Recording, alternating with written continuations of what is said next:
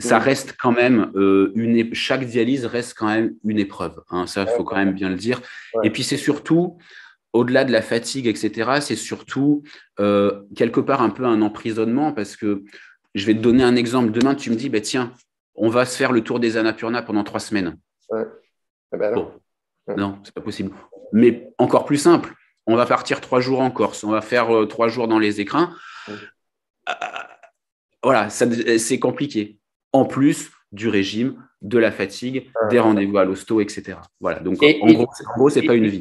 excuse-moi, mais j'imagine, de l'angoisse de te dire est-ce que je vais être comme ça jusqu'à la fin de ma vie ou est-ce que je vais. Parce que tu peux rester comme ça sous dialyse je veux dire, éternellement. Enfin, Alors, il y a un risque oui, quand on même. peut rester sous dialyse pendant très longtemps, mais encore une fois, en fait, il faut bien comprendre que c'est quelque part, c'est un peu, enfin, j'y vais un petit peu fort, mais c'est un peu de la survie. La dialyse, elle va pas épurer le sang comme si on avait une greffe.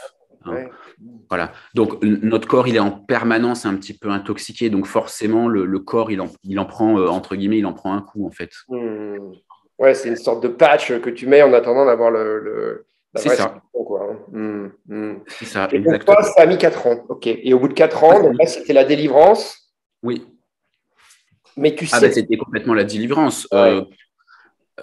Je vais te raconter une anecdote à tel point que le jour de l'appel, au bout de 4 ans, c'était un appel, oui, bonjour, j'étais dans un parking, donc ça sonne, je réponds, c'est l'hôpital, c'était mon médecin, et puis ça coupe.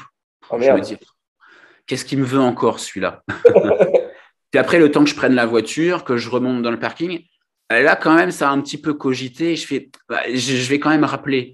Ouais. Le laps de temps, ça a dû durer 5-10 minutes, tu vois. Donc, j'ai tout de suite rappelé. Et puis, bon, fatalité, ah ben voilà, on a un greffon disponible pour vous. Faut venir. Alors là, forcément, c'est voilà, c'est une montée d'émotions assez extraordinaire avec un mélange de joie, de peur forcément, d'excitation. Euh, Tout se mélange en fait. Hein. Pas Donc, de peur. et la peur quand même, parce qu'on va vers quand même une opération qui n'est pas anodine. On Hmm. va vers voilà, hein, on sait, enfin, moi je l'avais déjà vécu, donc je sais que je vais vers une opération, vers une cicatrice, vers des possibles complications, vers un chemin, notamment la première année de greffe qui est un petit peu compliqué. Hmm. Voilà. Et en même temps une joie parce en fait, on nous donne les clés pour ouvrir la porte, pour être délivré, pour sortir de prison, si je Hmm. veux imaginer le truc.